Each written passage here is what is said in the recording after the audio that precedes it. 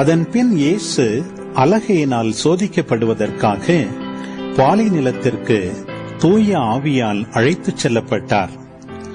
அவர் 40 நாள் இரவும் பகலும் நோன்பிருந்தார். அதன் பின் பசியுற்றார். சோதிக்கிறவன் அவரை அணுகி, நீர் இறைமகன் என்றால் இந்த கற்கள் அப்பமாகும்படி கட்டளையிடும் என்றான். அவர் மறுமொழியாக, மனிதர் அப்பத்தினால் மட்டுமல்ல, மாறாக கடவுளின் வாய்ச்சொல் ஒவ்வொன்றாலும் வாழ்வர் என மறைநூலில் எழுதியுள்ளதே என்றார். பின்னர் அலகை அவரை எருசலேம் திருநகரத்திற்கு கூட்டிச் சென்றது.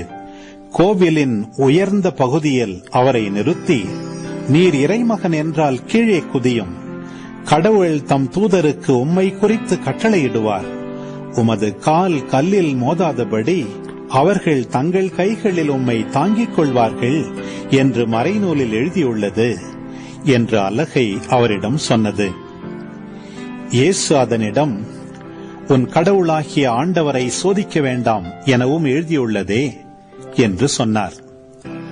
மறுபடியும் அலகை அவரை மிக உயர்ந்த ஒரு மலைக்கு கூட்டிச் சென்று உலக அரசுகள் அனைத்தையும் அவற்றின் மேன்மையையும் அவருக்கு காட்டி அவரிடம், நீர் நெடுஞ்சான் கிடையாக விழுந்து என்னை வணங்கினால் இவை அனைத்தையும் உமக்கு தருவேன் என்றது. அப்பொழுது இயேசு அதனை பார்த்து, அகன்று போ சாத்தானே, உன் கடவுளாகிய ஆண்டவரை வணங்கி அவர் ஒருவருக்கே பணி செய் என்றும் மறைநூலில் எழுதியுள்ளது என்றார். பின்னர் அலகை அவரை விட்டு அகன்றது.